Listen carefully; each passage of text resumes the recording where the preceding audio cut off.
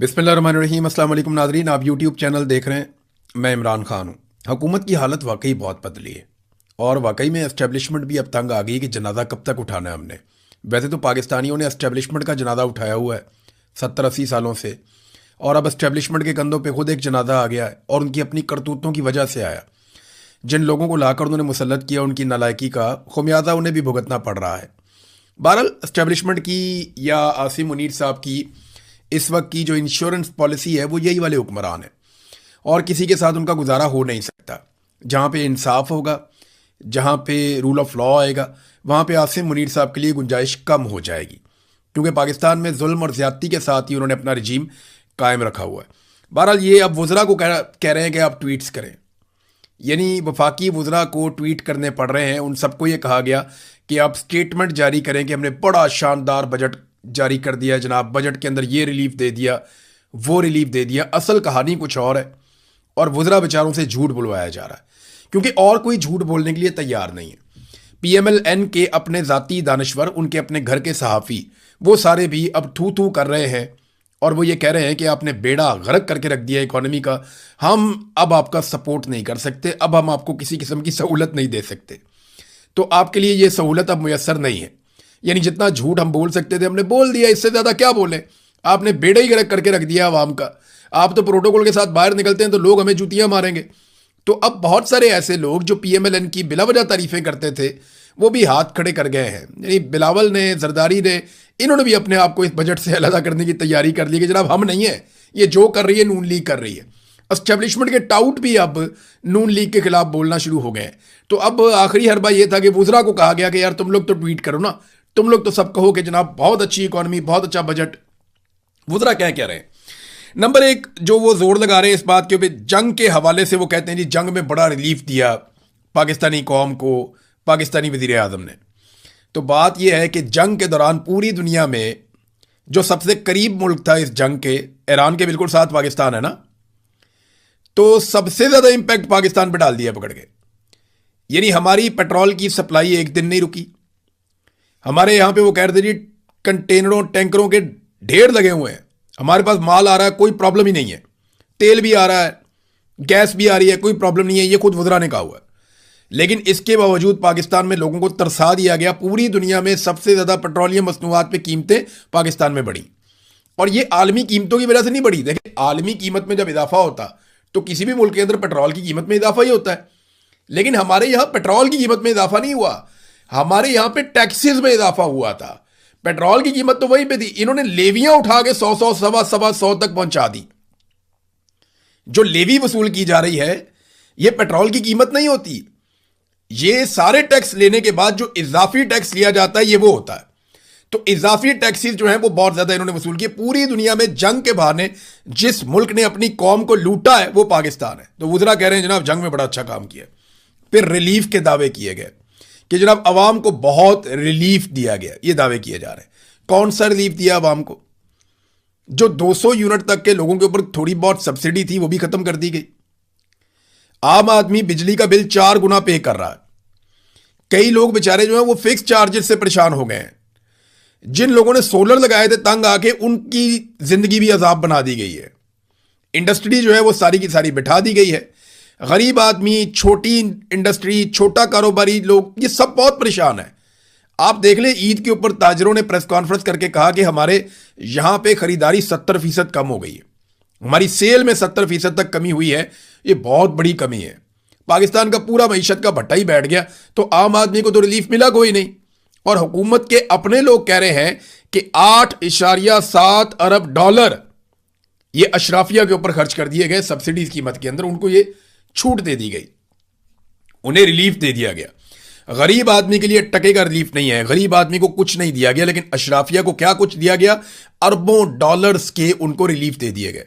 यानी जितना पैसा हमने 3 साल में IMF से लिया, उतना पैसा हमने 1 साल में अशराफिया की जेब में डाल दिया। यह किया पाकिस्तान के साथ।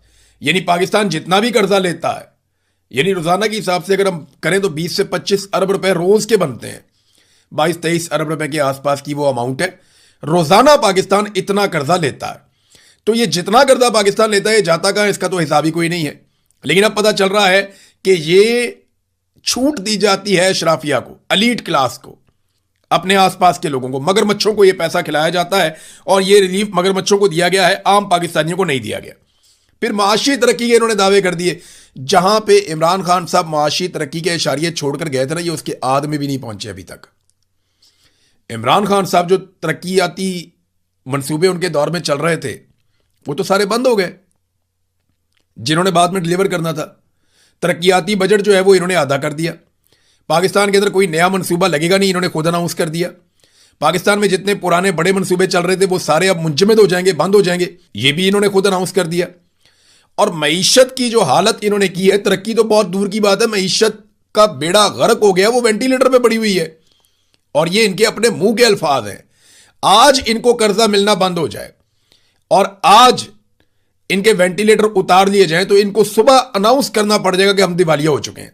तो ये तो डोनाल्ड ट्रंप की खुशामद कर करके इधर से पैसा ले, उधर से पैसा ले, उधार पैसा पकड़, कौम के ऊपर इजाफी टैक्सेस लगा के, बिजली और गैस की कीमतें ज्यादा करके, पेट्रोलियम लेवी लगा के किसी ना किसी तरह ये पहिया घसीट रहे हैं, किसी ना किसी तरह ये हुकूमत चला रहे हैं, वरना इनके पल्ले कुछ नहीं है। महंगाई का वो कहते नहीं खात्मा कर दिया।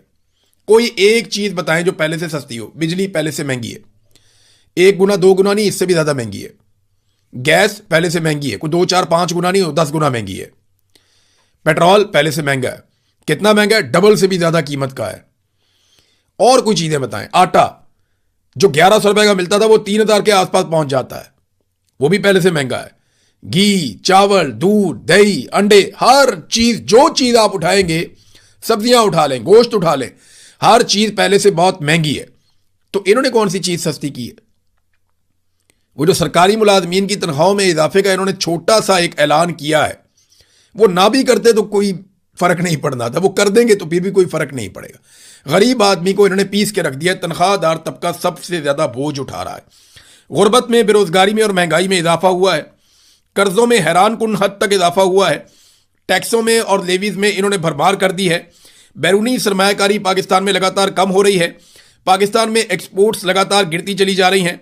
ज़राअत की इन्होंने तबाही फेर दी है। लोग खादे नहीं खरीद सकते, ट्रैक्टर नहीं खरीद पा रहे, पानी का मसला बढ़ता जा रहा है, ट्यूबवेल चलाने के लिए भी किसानों के पास पैसा नहीं है। ये पाकिस्तान के अंदर इन्होंने ज़राअत के साथ और सनत के साथ किया है। तालीमी शोबे में क्या किया, जरा ये आप देखें। ये तैमूर झगड़ा साहब ने बाकायदा इसको एक जगह पे अनाउंस भी किया है। हायर एजुकेशन का जो मामला है पाकिस्तान में, ये वफाक के पास है। हायर एजुकेशन का जो शोबा है वो वफाक के पास है। तो यहां पे 278 यूनिवर्सिटियां हैं पाकिस्तान के पास, 278 ये यूनिवर्सिटियां हैं पाकिस्तान के पास, जिन्हें हायर एजुकेशन कमीशन बजट देता है।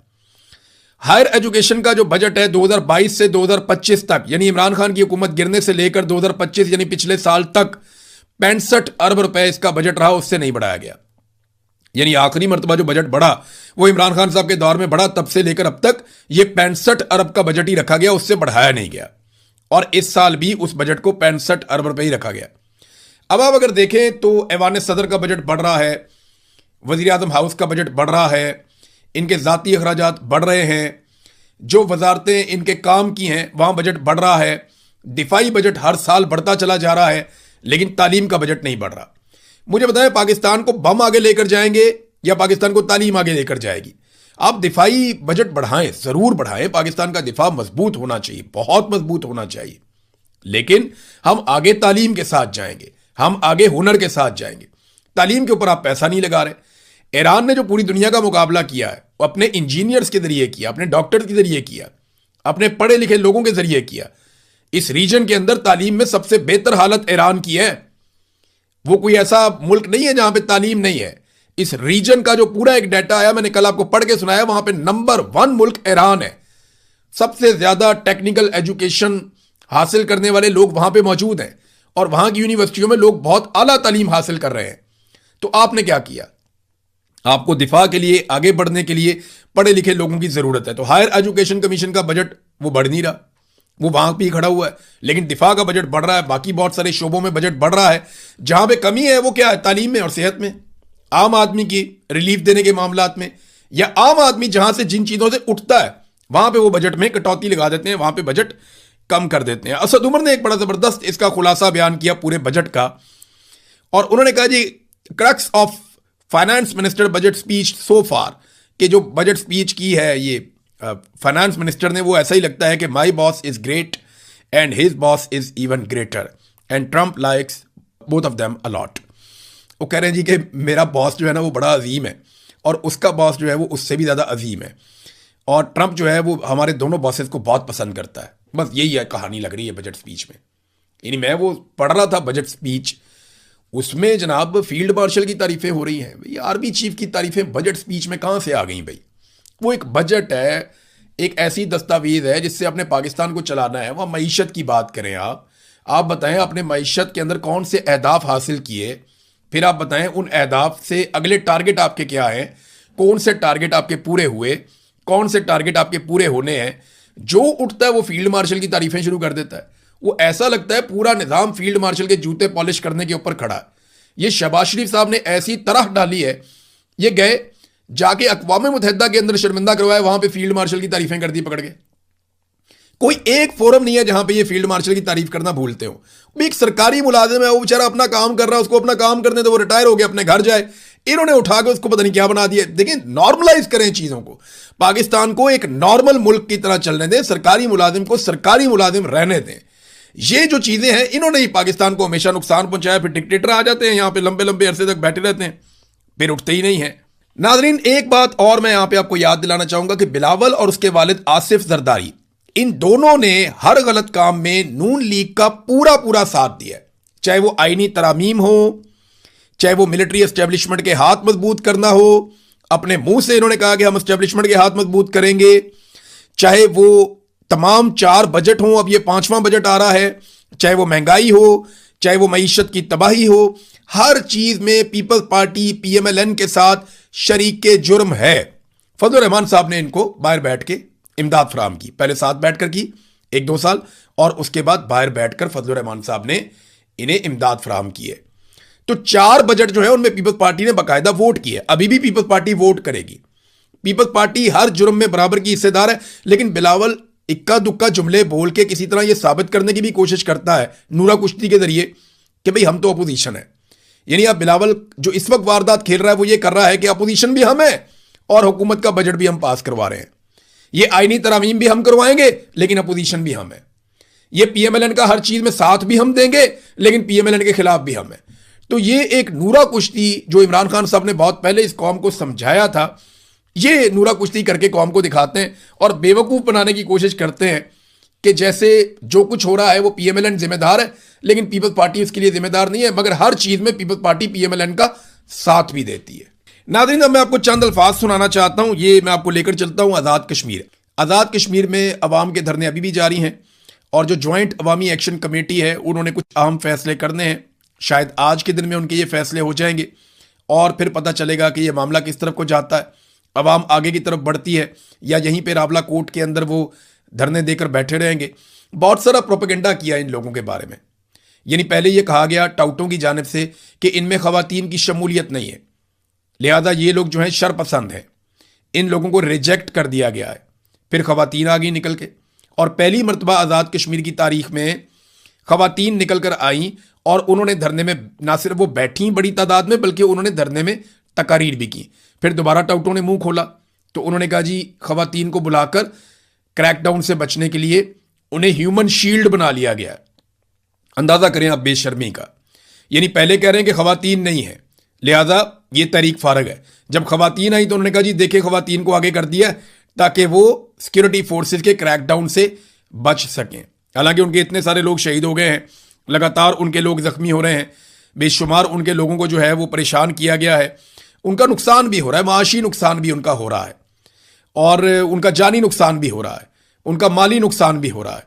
लेकिन इसके बावजूद वो लोग डट कर खड़े और मुकाबला कर रहे हैं। अब जरा आप सुने उमर नज़ीर कश्मीरी को।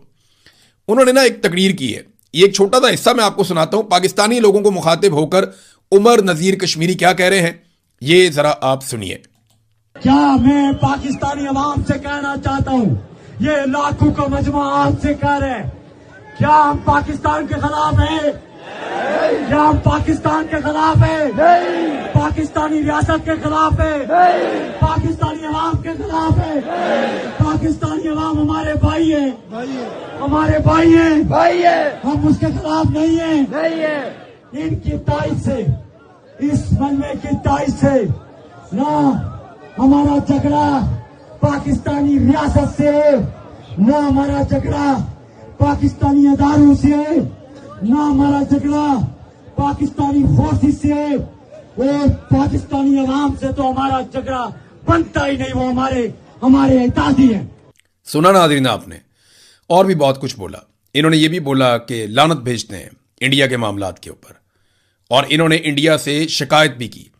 उन्होंने कहा कि जम्मू कश्मीर के अवाम के साथ हम हैं, पाकिस्तान के अवाम के साथ हम हैं, और साथ में इन्होंने कहा कि ये जो हम पे इल्ज़ाम लगाया जाता है उसकी तकलीफ का इजहार किया। तो एक तरफ काला चैनल है जिसको एजेंसियां चलाती हैं। पाकिस्तान की मिलिट्री एस्टेब्लिशमेंट ने सोशल मीडिया के मुकाबले में अपने कुछ चैनल्स लॉन्च किए थे, जिनमें एक काला चैनल भी है। काले चैनल के और भी बहुत सारे छोटे छोटे इधर उधर उन्होंने ग्रुप बनाए हुए हैं। कुछ सहाफ़ियों को उन्होंने बरतानिया में, इधर उधर मुख्तलिफ मुल्कों में लॉन्च भी किया हुआ है काले चैनल के अंदर। तो ये जो काला चैनल जिसकी काली करतूतें हैं, इसके लोग दिन रात ये साबित करना चाह रहे थे कि ये जो कश्मीरियों की जॉइंट अवामी एक्शन कमेटी है ये कोई जत्था है। लेकिन कश्मीरियों ने अपने इत्तेहाद से साबित किया कि वो जत्था नहीं बल्कि वो कश्मीरी अवाम है, और वो अवाम की आवाज़ है। ख़वातीन भी उसमें निकल आई। फिर वो ये साबित करने पर लगे हुए थे कि ये इंडियन स्पॉन्सर्ड हैं और इंडिया इनको सपोर्ट कर रहा है, और ये पाकिस्तान को तोड़ना चाहते हैं या कश्मीर को इंडिया के साथ लेकर जाके मिलवाना चाहते हैं। कोई इस तरह की बातें उन्होंने करना शुरू की।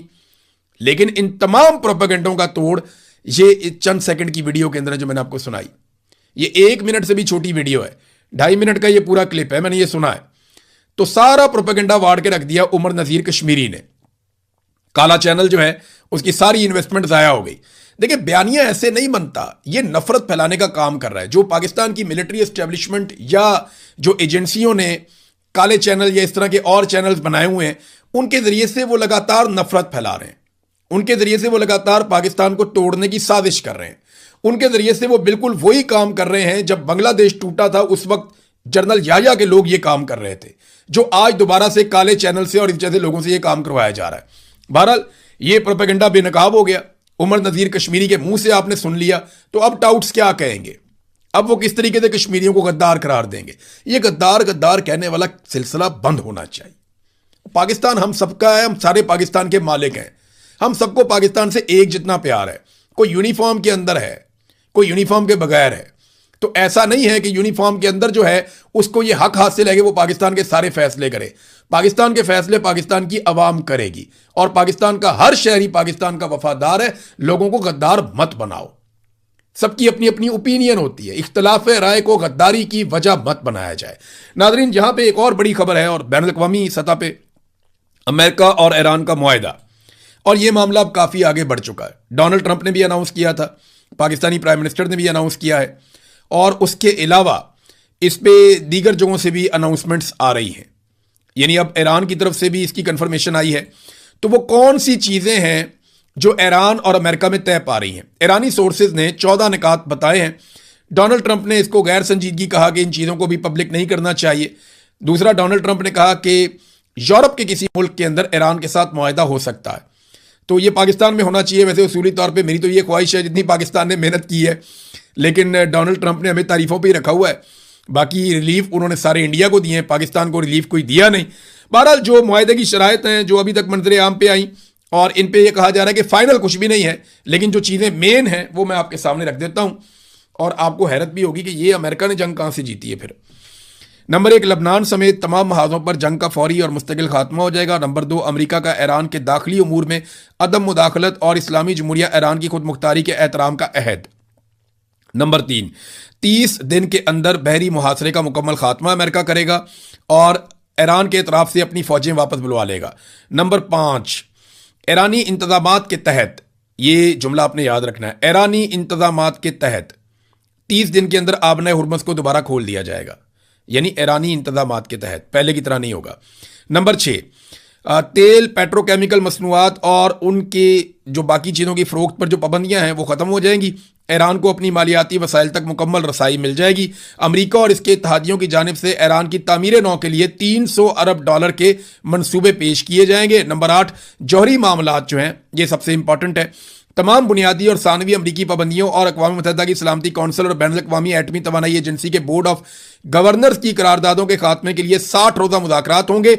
नंबर 9, NPT मुआहदे के तहत ईरान इस अहद की तजदीद करता है कि वो जौहरी हथियार तैयार नहीं करेगा। नंबर 10, मुज़ाकरात के दौरान अमेरिका ने ना तो खित्ते में अपनी अफवाज में इजाफा करेगा और ना ही कोई नई पाबंदी आयद करेगा। नंबर 11, हतमी मुज़ाकरात के 60 रोज़ा मरहले में ईरान के $24 अरब जो मुंजमद असासे हैं वो आज़ाद कर दिए जाएंगे, जिनमें से निसफ रकम मुज़ाकरात शुरू होने से कबल ईरान के इख्तियार में दे दी जाएगी। नंबर 12, मुआहदे के निफाज की निगरानी के लिए एक निगरान तरीक़ाकार कायम किया जाएगा। नंबर 13, हतमी मुआहदे की तौसीक अक़वाम मुत्तहिदा की सलामती कौंसिल की करारदाद के जरिए की जाएगी, बहुत इंपॉर्टेंट है। और आखिरी जो इसके अंदर नुक्ता है वो ये है कि मुंजमद असासों की निस्फ रकम की बहाली, ईरानी तेल पर पाबंदियों की मुअत्तली और बहरी मुहासरे के खात्मे से कबल हतमी मुज़ाकरात शुरू नहीं होंगे। ये आखिरी नुक्ता है।